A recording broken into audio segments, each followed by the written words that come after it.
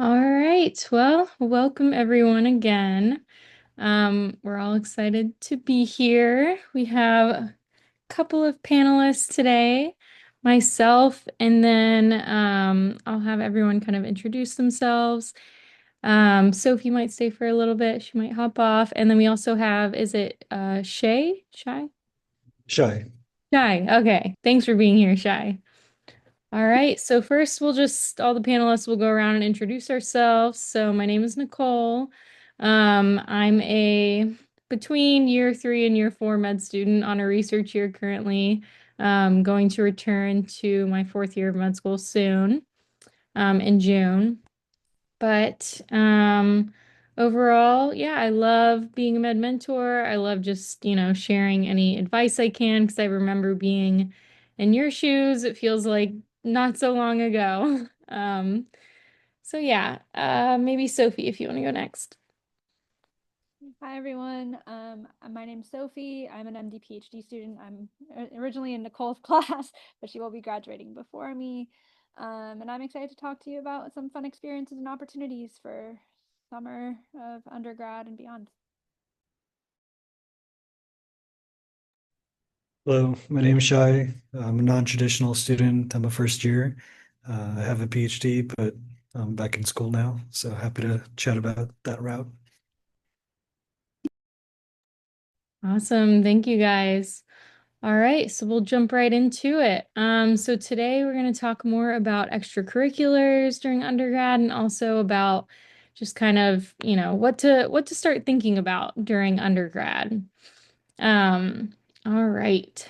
So one of the first topics we'll talk about is kind of how to get into, clinical experiences and shadowing with doctors. It's, something that's very important, obviously, to make sure that you really want to do medicine before getting into medicine and going to medical school and doing the whole thing.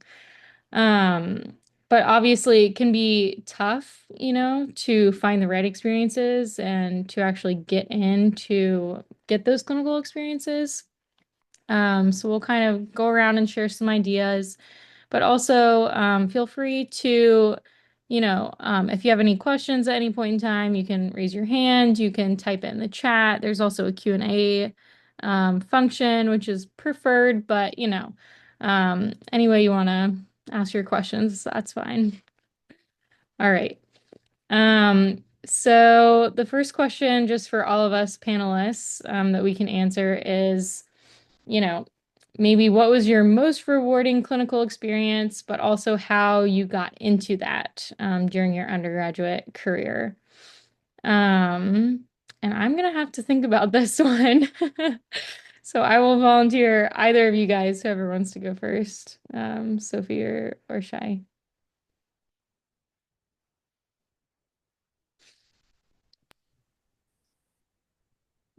Sure.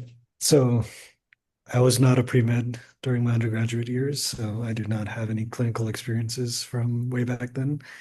But since then, I think one of the best was being part of a memory care facility that also has hospice patients.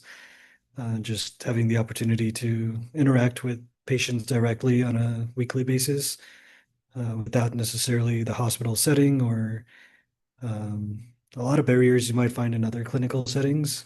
Just being able to sit with the patients and get to know them, see them weekly was really meaningful. Outside of that, I do have a lot of research experience, and I think that can be pretty rewarding if you enjoy research. But it is a different form of experience that you might be removed from the day-to-day of a patient's life. And if you don't mind, also, how did you get into those? For research, I think that was in undergrad. I did just show up in a lab and ask if I can volunteer. I think most labs, for the most part, will accept work for free. So as long as you're willing to show up and help out in any way, it's a good place to start. But I can talk more about how to get something out of it that's a little more than what the PIs necessarily just want from the research assistants.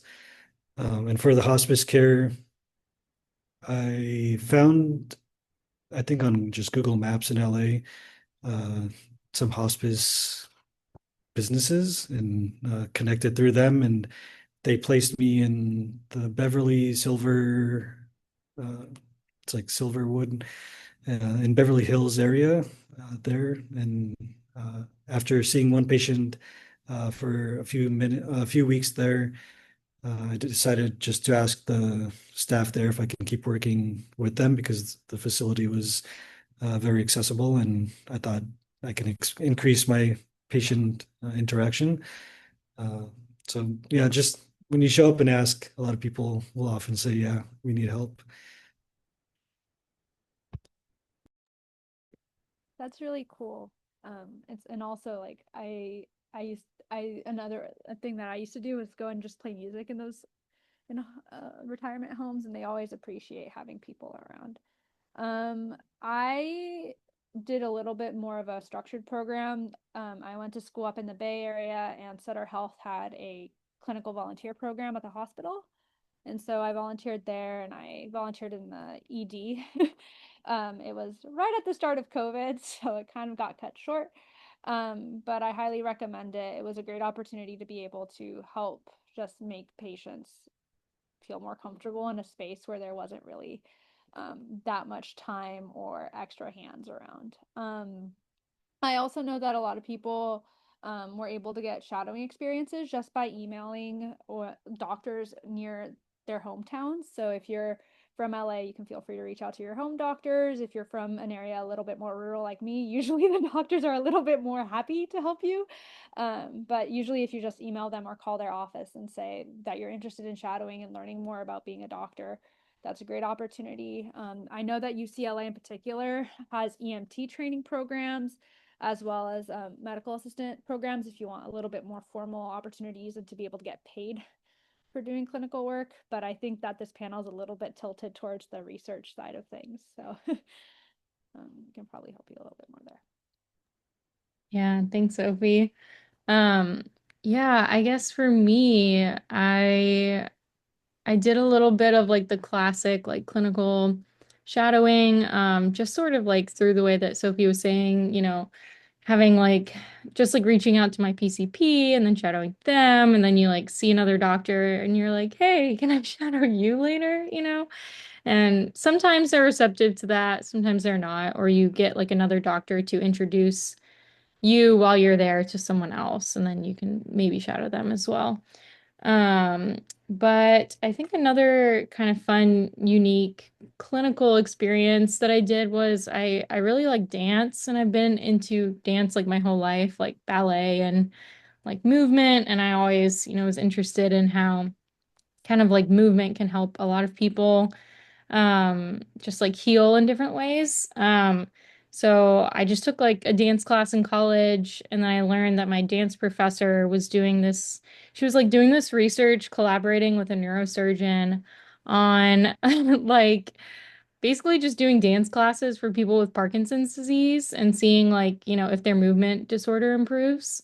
So I just started doing those like dance classes with people with Parkinson's disease, and it felt sort of clinical, but also really fun. And it was a cool way to like work with patients, but like also just have fun with them. So I also think there's probably some unique like clinical experiences you can find out there too. Yeah. But onto sort of the next question, I'll kind of segue into a little bit of what you were saying earlier, Sophie, about the EMT programs. Um, so I guess I want to get you guys' take on, if there were any paid clinical experiences at your undergrads, and specifically if there was an EMT program, and if you would recommend that or not, in undergrad. I think that there were some pretty cool programs. I don't know if they exist at UCLA where you can be an EMT for like all the concerts at my undergrad institution. And so you got to listen to all these concerts for free as well as provide medical care and get clinical hours for it. So that was something that was pretty popular. I also know a lot of people who actually got phlebotomy, became phlebotomists. So they were able to earn money and get those clinical hours that way and have a little bit more of a flexible time. I personally encourage anybody, if you have the opportunity to get paid to get hours and experience, like please do. It is just a trade-off in terms of, are you going to be able to get out of it however much money you get into it, right? Because I think that these EMT programs could be pretty expensive sometimes. And so that's just something to keep in mind.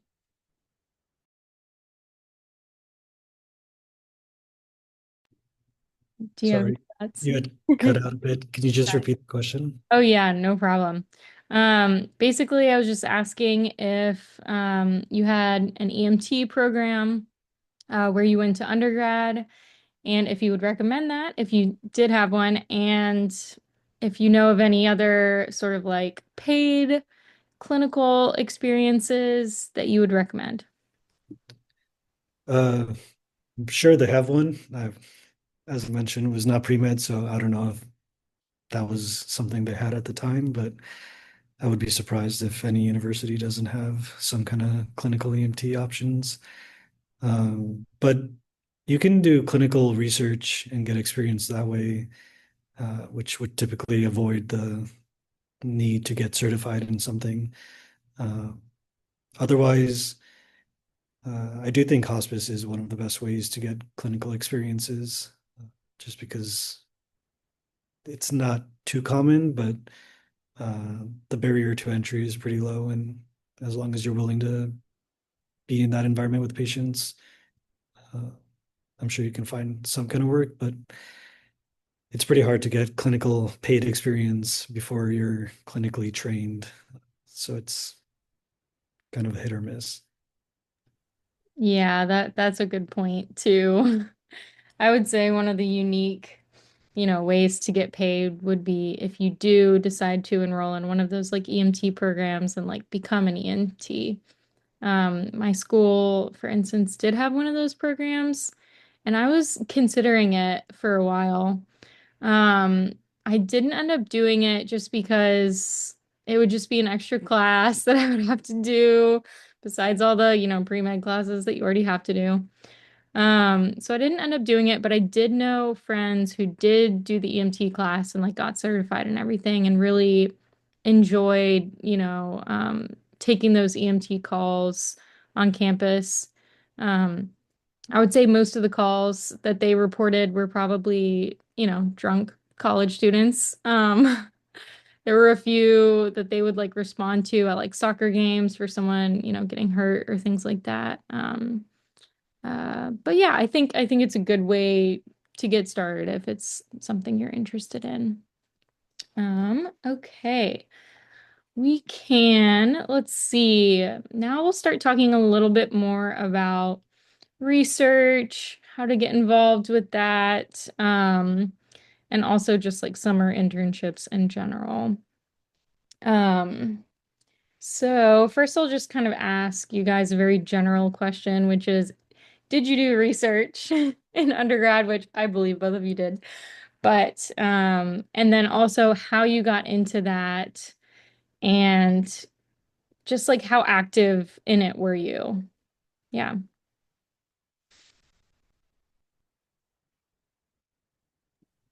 Sure, I could start. And then just to add to the previous one, I do think a lot of pre-meds, myself included at the time, uh, get this pressure to need clinical jobs, whereas I think it's totally fine, especially now from the inside, seeing what other students have had experiences in. Just having any job that you enjoy and having volunteer clinical experience that doesn't pay anything uh, would be just as useful for your application.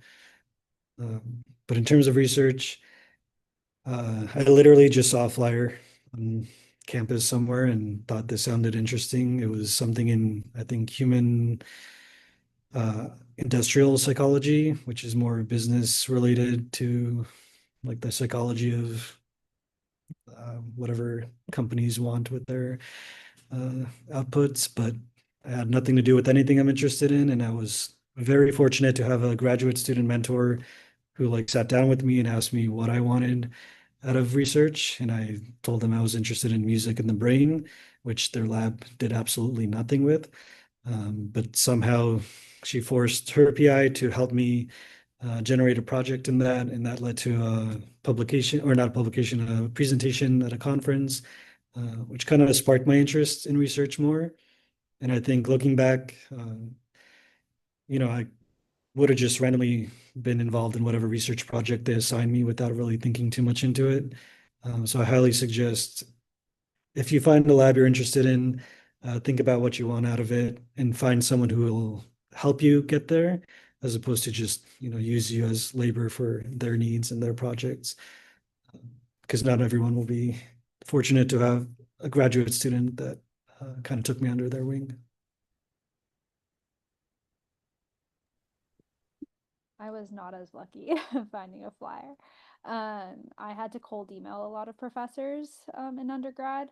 Um, and now that I'm a graduate student, I see how bombarded grad professors are getting emails from undergrads. But something that I find really interesting is that I think that I was successful because I actually went into the website and actually looked to see who were the grad students who were a little bit younger in the labs, and I would actually CC them in my cold emails. So I would get grad students to be actually the ones who are actually looking for people to work for them to actually look at the emails and communicate and just talk about their research over coffee chats. And I ended up getting my position through actually one of the grad students who answered my email connected me with one of their friends. Um, but I think that a big part of now when I'm talking to grad students looking for research students is really being interested and invested in the research that you're asking to participate in and asking interesting questions. I think that there's a lot of people who are willing to be hands, but not that many people who are willing to be collaborators. And I think that that's something that a lot of um, grad students are looking for. And so if you're looking for research that way, um, I had another thing is that it's really hard to get your foot in the door. So there's actually some programs at UCLA that can help you get internships, either through the Career Center to get like your resume read, or they have like the Global Internship Program where you can actually study abroad and get internship experience that way. I did the version at my university, which also helped a lot too.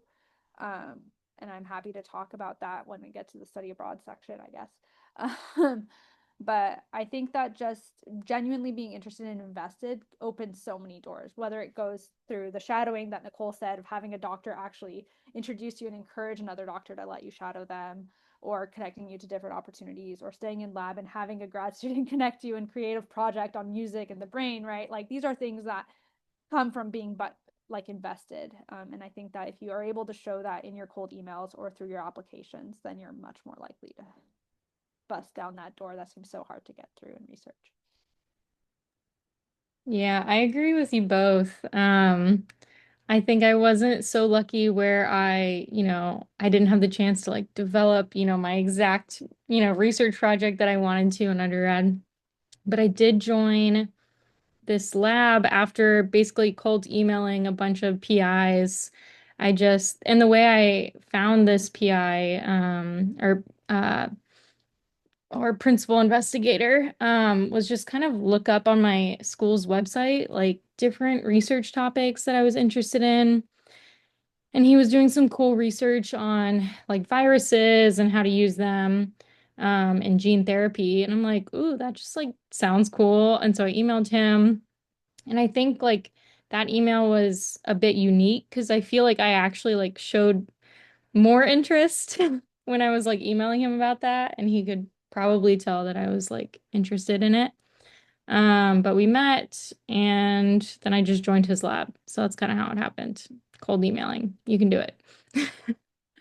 But I will say like a lot of people that I've talked to from undergrad as well, your research experience really depends on the people you work with. So like my PI, he was fantastic. He was like the best mentor. Like he would show me how to do everything in the lab that I needed to know how to do. He would like help me, write stuff and like help me like do graphs and like everything. But if you end up in a lab or a situation, where you're just not happy and you're doing these projects you don't want to do and other people are getting credit for them and you're not getting any credit, it's okay to pull yourself out of that situation and it's okay to like look for other opportunities. That is okay too. So just wanted to put that out there. Yeah, Um, I'm gonna just yeah, quickly go ahead. I'm gonna second that. There's Yeah. definitely a lot of abuse in academia when it comes to free labor from research students.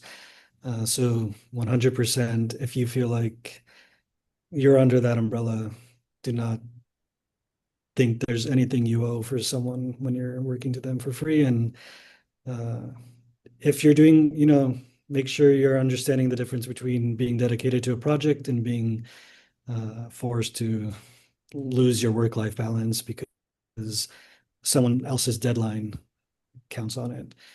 Uh, but yeah, I'm very happy to talk about the dark sides of academia if anyone would like to reach out later. Yeah, and thank you for that tidbit. I think it's important to see, both sides. And I think, as pre-meds, just in general, people tend to be people pleasers. And it's very hard to, imagine you're trying to get a letter of rec from this person and you want to put on your best, self. It's very hard to like pull yourself out of that situation sometimes. But it's very important that you do because there are other opportunities, I promise, and more people that can maybe even write you better letters, etc. Yeah. Okay. So another question, just one more question on that topic is if you guys participated in any summer internship opportunities, or summer research, and if you would recommend, participating in those summer opportunities as well. I did. I got very lucky that I actually by updating my LinkedIn, and I don't know if you guys have Handshake, but I got this random email from a recruiter being like, "Hey, like if you're interested, here's like there's uh I'm recruiting for this summer internship for future leaders, whatever, at Danaher, called STEM Ideas. If you're interested in looking at it, and I sent my resume, and through a series of interviews and things, I ended up actually working in industry for a summer. And I think that for me, it was really helpful because I wasn't sure if I wanted to go into academia, industry, go be a physician full time. Like I was still figuring out like if I wanted to be an MD PhD student or if I wanted to be an MD. And that internship was incredibly helpful for me to understand the pipeline of therapeutic and diagnostic development. And it also gave me the opportunity to talk about what experiences I liked in industry and what things I didn't like. And I think that that's something that's incredibly important. I also think that industry really focuses on this work-life balance that I don't think you really get the opportunity to to experience in academia. Like I got in trouble if I worked more than 8 hours a week, 8 hours a day. And so that was something not that I appreciated. It gave me something to do while I was working and studying for the MCAT. I also think that it was a very internships are structured in a way that you get to an end result within your internship, which is something that I don't think you get the opportunity to in academic research as an undergrad very often.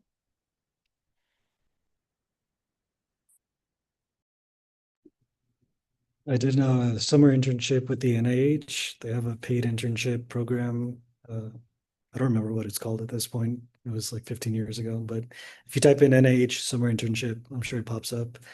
Um, I think that was really fun. It was 8 weeks in Maryland, and then you do a presentation near DC in Bethesda. Um, that did take an application. For any application, regardless of what it is you're applying for, get help from as many people as you can. I don't think I would have gotten anywhere without help from other eyes.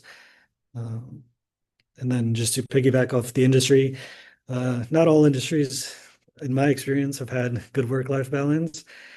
Uh, so do be wary that some of them can be just like academia. Um, but yeah, happy to talk about that too. You've been through it, man. Yeah, these are really It's so interesting to hear you guys' perspective. I've never had any experiences in the industry, so I'm just interested in hearing from you guys.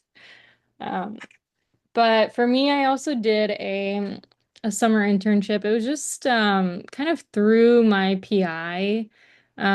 He knew about this like summer grant that my school gave out basically for like a 6 week research opportunity where you can like pursue your own research project and do a little like write up and presentation to the department on it. So I think that was perfect. That was perfect for me. It was 6 weeks. I kind of got to do my own little small research project, and that was good enough for me. Maybe I'm not as research focused as you, MD PhDs, but I thought that was good. I Or I also okay. included a link in the agenda to everybody. There's a link to the RAUs with the AAMC that has a bunch of summer research opportunities and internships at different universities if you're interested. A lot of the deadlines are coming up in like February, March. Oh, that's awesome. Thanks for including that. So next we'll talk a little bit about studying for the MCAT and just some general advice on what resources to use and when to start studying, etc. I can start by just saying that I took 2 gap years after undergrad. I was not ready to take my MCAT. What was it, junior year when you're supposed to take it? Yeah, I think so. I was just not in that mindset. I was just trying to get through the pre-med classes, et cetera, et cetera. And I think it's a lot more common, honestly, now to take the gap years. And I'm very happy that I did because I think if I were to have gone straight through from undergrad, right into med school, it's just like you don't really get a break. And it was really nice to kind of just get a little bit of a break and find myself outside of school a bit first. So I studied for my MCAT during my second gap year. Um, but some resources that I thought were really good was I think there's like a YouTube Kaplan channel for what was it, like psych was really good. And if you just watch all of those Kaplan psych videos, and then there's like a psych 300-page document, and then a condensed one that's like psych 100-page document. Like you're so good on psych, like you're done. You don't need anything else. Do the questions, that's it. Um, Otherwise, I would say I took probably too long doing content review. And I didn't get into questions like early enough. So that's one thing I would suggest too, is like start to integrate questions earlier than you think. You know more than you think you know. And by doing the questions, you just have to see them as a learning opportunity too. The questions help you learn the content. Yeah, that's my advice for now.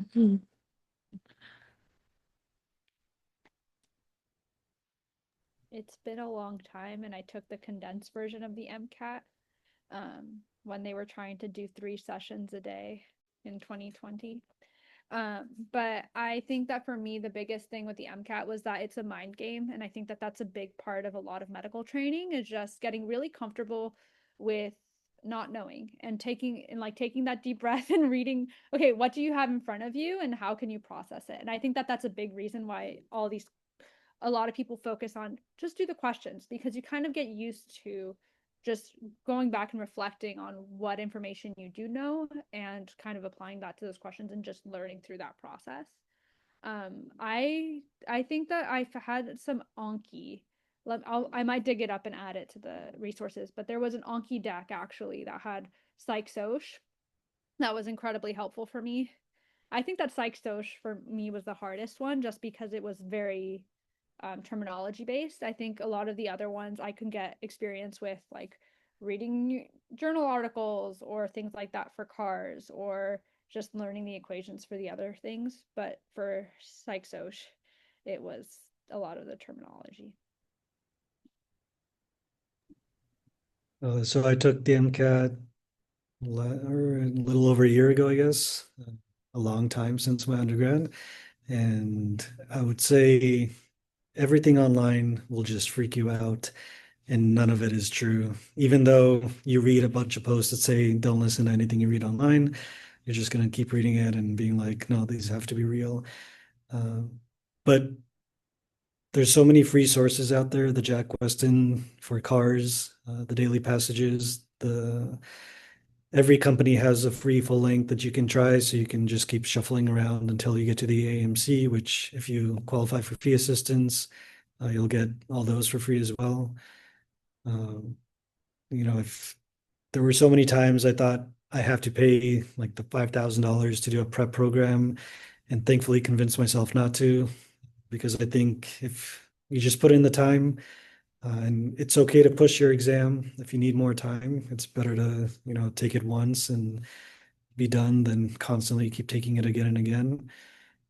Um, yeah, it's going to vary so much from person to person depending on what your strengths are. But I think if you're having a dedicated schedule is probably the best. And for Anki, it's called Anking, which it's $5 a month, I think, or you can just email them and they'll send it to you for free. But they took all the like best decks that everyone on Reddit was talking about and kind of streamlined it so that whatever way you're studying, you can use that deck. But at the same time, it's totally fine if Anki doesn't work for you and you want to do it the old school way. Yeah, I'll say for me, I really, really tried to get into Anki, just like in general in med school. I tried it very briefly for the MCAT too. That did not work. But yeah, I never really got into it. And yeah, I found my own, study style that I like.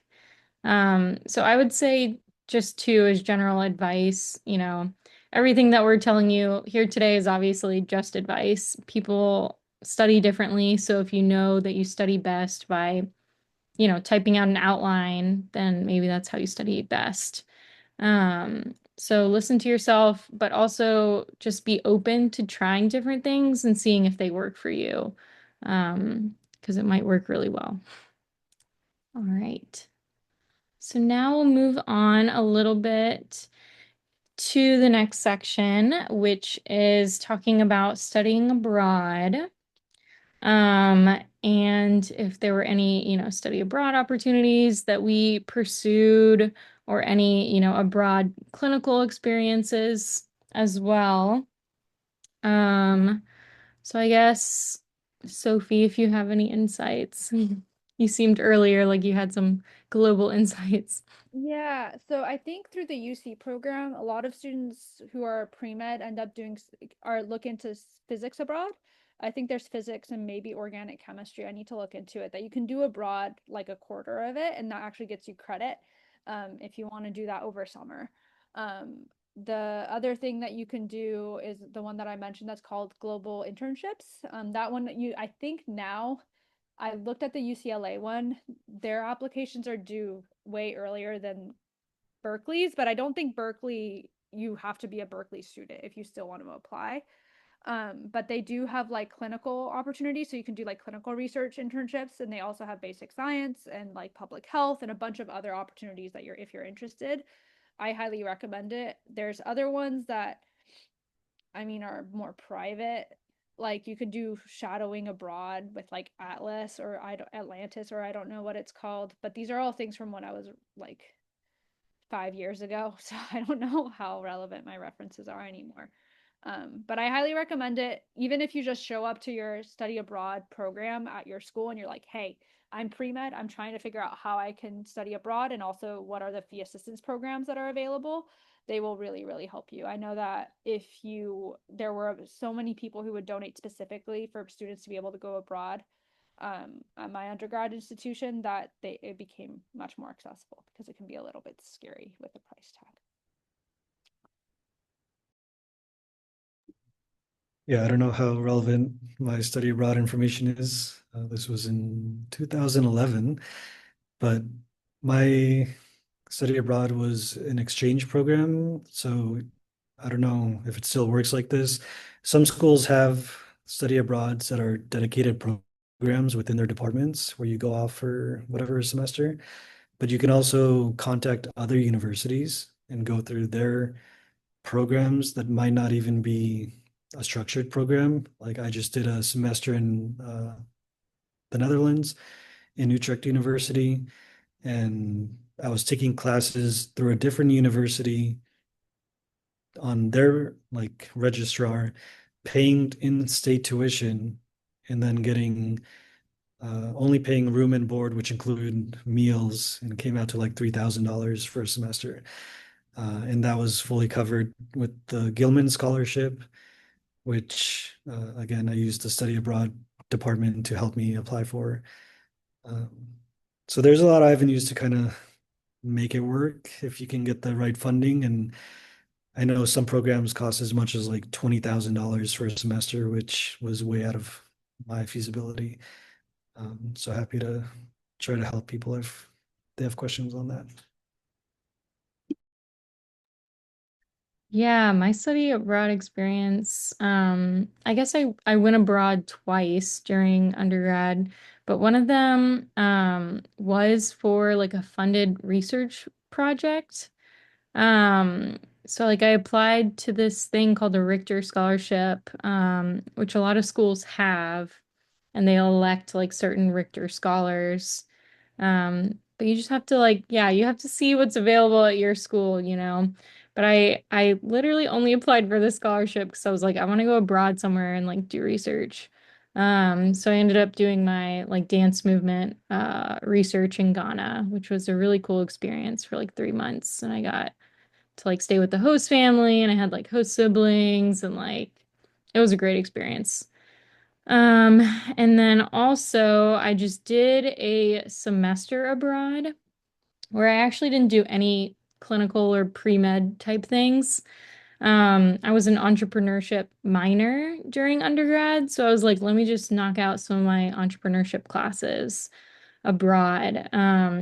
So I went to this program in Copenhagen, but the way I sort of justified it was that their tuition was way cheaper than my tuition at my, home school. So yeah, and often that is the case with a lot of these abroad programs. But maybe some of them are crazy expensive, I'm sure. So. But yeah, overall worth it. I felt like I was so busy during undergrad. I wasn't initially going to do any of these, abroad programs, but just from like talking to my other friends and like seeing how much fun they had abroad, I was like, nope, I'm gonna make it happen. Definitely worth it. You should try to make it happen if you can. All right. Um, And then I guess another question I just want to touch on in general with you guys is what extracurriculars, outside of what we've already talked about, did you do in undergrad and would you recommend those for pre-meds? Yeah, that's it. I think the biggest thing I've learned since coming to medical school and something that I keep trying to emphasize is as long as you're taking care of yourself and building like your life how you want it and doing things you're interested in, you're gonna be okay, right? Like I think that the extracurriculars that made me the most happy are like teaching kids how to play music and like had nothing to do with pre-med, but it just made me happy, right? And made me feel like and taught me a lot just about life in general. And I think that those are the types of things that I really encourage people to do because it's very it shows who you are as a person, and you're going to be able to talk about that with so much more enthusiasm than whatever experience you're doing to fill a resume. And it becomes incredibly clear when you're talking to people whether they chose to do something because it filled a resume versus something that they genuinely wanted to do. Like if you're genuinely super enthusiastic about Legos and you go to like Lego conferences and build all these different things, like that's going to be so cool to talk about. compared to, volunteering at a hospital because you wanted to get those 100 clinical hours. But that's just me. Yeah, I agree with all of that. Just everyone should do what they want to do, and your story will come out of that as opposed to saying you're forcing whatever volunteer position because everyone else is potentially doing it. Um, I took a lot of gap years. I think some of the most meaningful stuff was mentoring other students during my graduate career, and if that would be related to med school or my application because I wasn't even thinking about applying to med school at the time. So, but I think it was very useful throughout my application.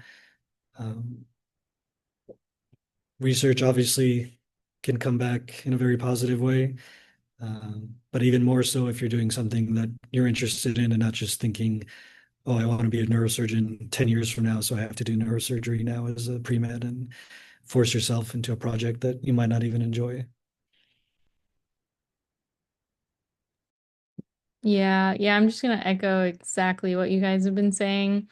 Like, I feel like the more I get older and the more I talk to people about interviews, um, like for instance, a lot of my friends are interviewing right now for med school for their fourth year for residency programs. And I've even had, just like talking with attendings who are doing these interviews, they really have been emphasizing just how much like uniqueness and like being sort of weird or different like really stands out. And yeah, it's not those experiences that, you kind of have to do or that you were forced to do. And you're like, okay, I'm just gonna be in the hospital every Monday from 3 to 7 because that's what I'm going to do for my app. Like it's really those experiences where someone is like, oh yeah, I just love pottery and that's what I do. And then that's what really sticks in the interviewer's mind because that's unique and it really sounds genuine if it's coming from a genuine place, obviously. So yeah, I just encourage you to find what you like, and it doesn't have to be related to medicine at all. It just has to make you happy. And yeah, you're going to be able to talk about that later, because it does make you happy. But yeah, I did that with dance. I like dance a lot. All right. Let's see.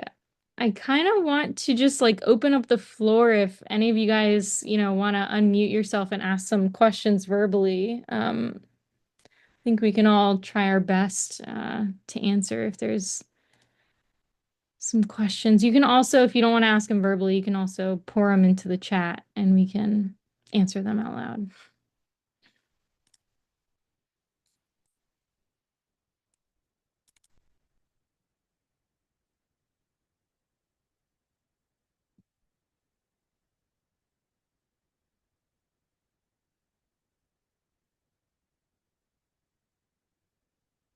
There is one question that I see here that someone joined late and they were asking about, summer clinical opportunities.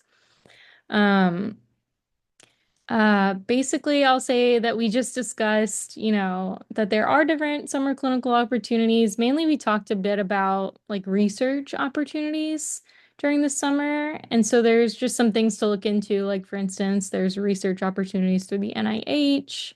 Usually your school will also have, some research scholarships that you may be able to apply to. So just be on the lookout for those. I think all of us panelists did end up doing a research summer opportunity that we all found to be pretty fun. Let's see, we have a question. It says, did you work any full-time/part-time jobs during your gap years? And were they more research or clinical focused, and how valuable were they to you? Sophie, did you take any gap years, by the way? I took one. I call it my year of chaos. I started off in a job as a clinical research associate in an industry job where I felt that a lot of my job was making sure that all the paperwork was in line for the physicians to be able to look at pathology slides. and I did not find that very fulfilling.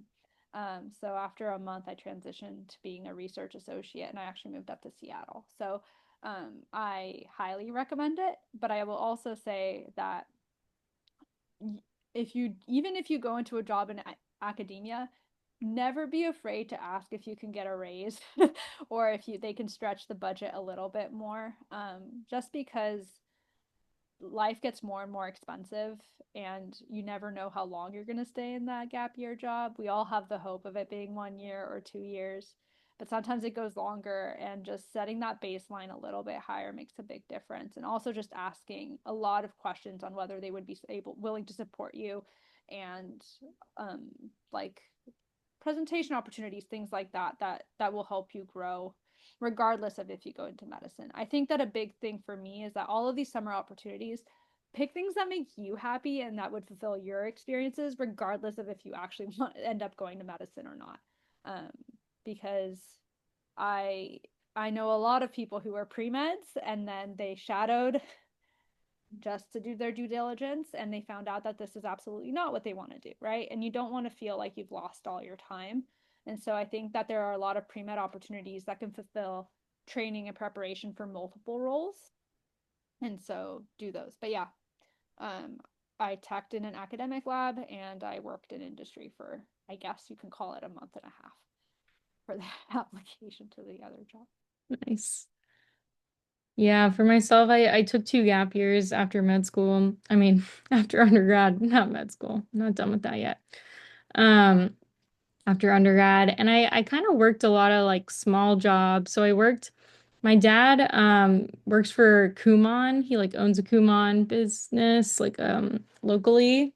I'm sure some of you guys know what that is, but they kind of like help kids after school, do after school like learning and stuff. So I like worked with him through that for a little bit, which was kind of fun, just for like a couple months. And then I worked at Starbucks, so that was chill. And this was all just kind of like during studying for my MCAT, because I knew if I had a real job, I would not be very focused on studying for the MCAT. That's just how I am. If I got like a big person job, I would not be studying very well. So that's kind of what I did during, at least my second gap year, and then my first gap year. I was like working with a nonprofit that I had worked with during my undergrad. And it was through a lot of the people that I met in Ghana while I was there doing my like dance research project.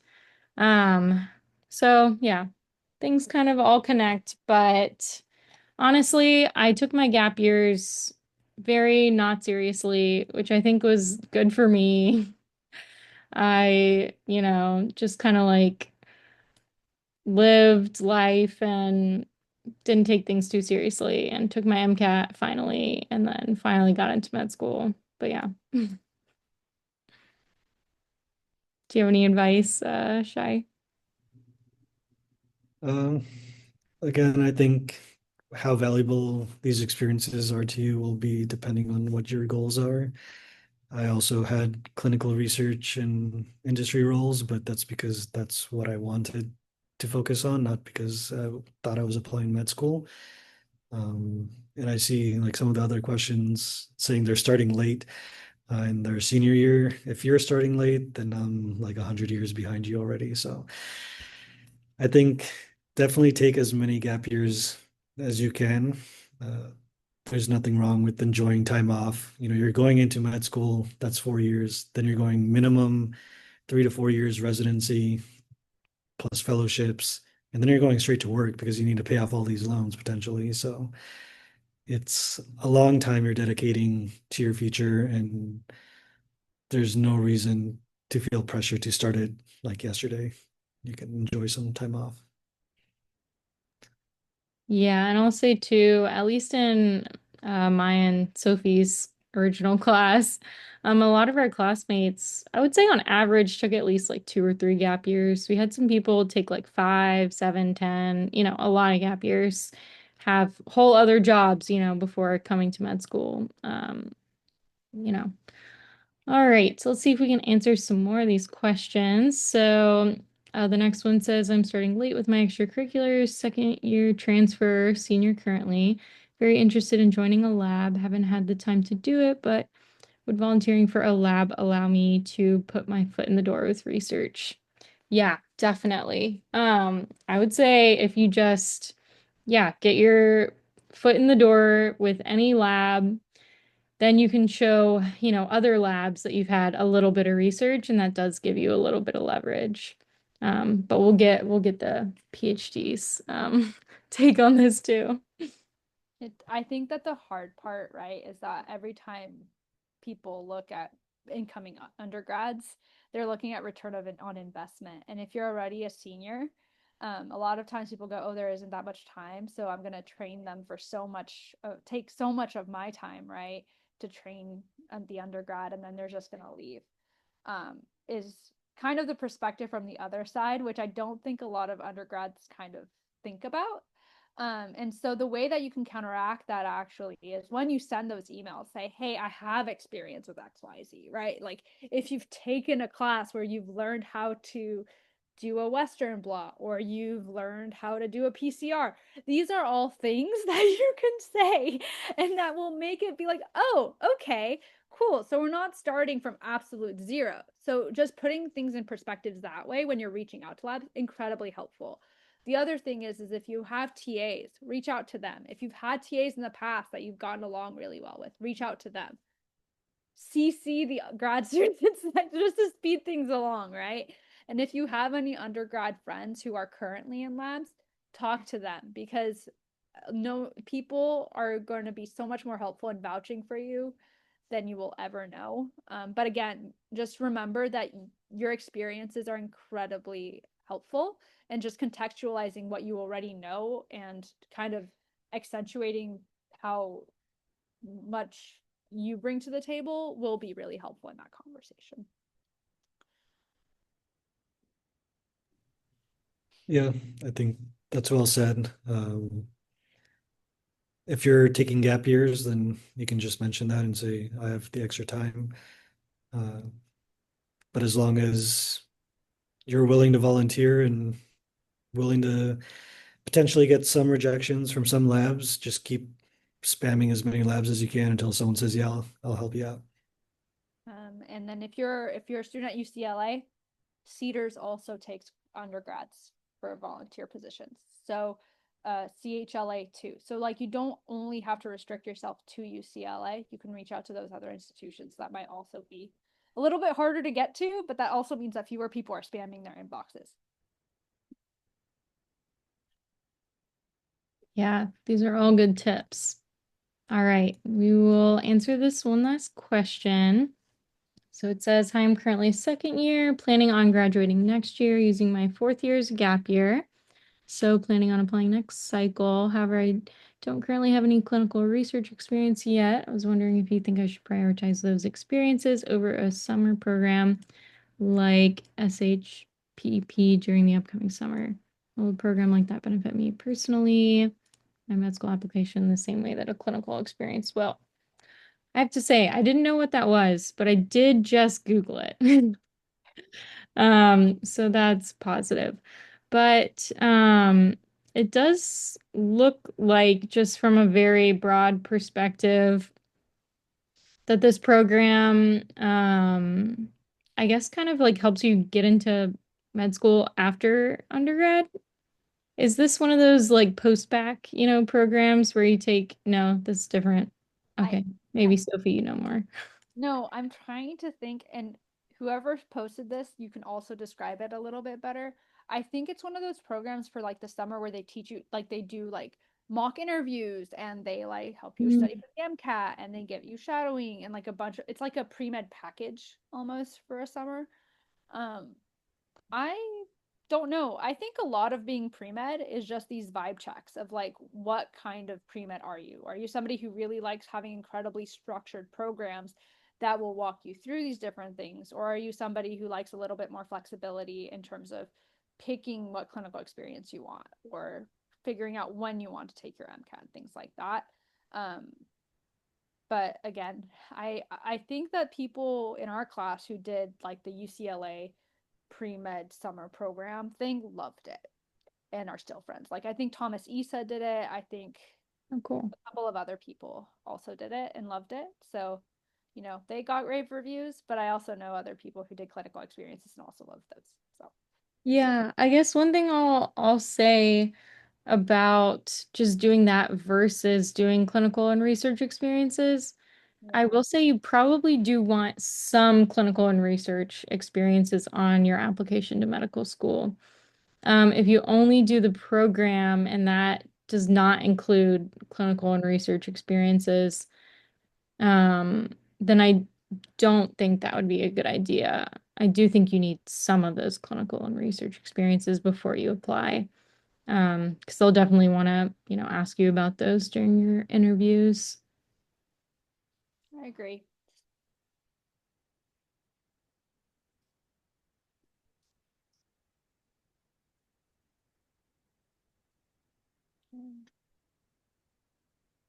Mm. Oh, Maybe one more. Can you really briefly expand upon how we can find volunteer positions at labs and Cedars? Maybe Sophie, because I do not know. I I think I think that the way to find a lot of opportunities at UCLA and I think at UCs in general is kind of you have to bootstrap it. So I think that you can go to Cedars and actually look up their scientists and just email them, just the same way you did at UCLA. And I think that that's probably your best bet. Um, yeah. Sorry, I can't be more helpful. You can also probably ask the Career Center. Shout out to the Career Center. They're actually really helpful people if you are also looking for more help at UCLA. All right, guys. Well, I think we're going to wrap it up. Stay tuned for our next session. Should be in about a month. We'll keep you 2 weeks. posted. 2 weeks. 2 weeks. All right. 2 weeks it is. Okay. Well, have a good night, everyone, and thanks for attending, and thanks so much to the panelists too for coming. Yeah, thank you, Nicole, for hosting. Yep. All right. Bye, everyone.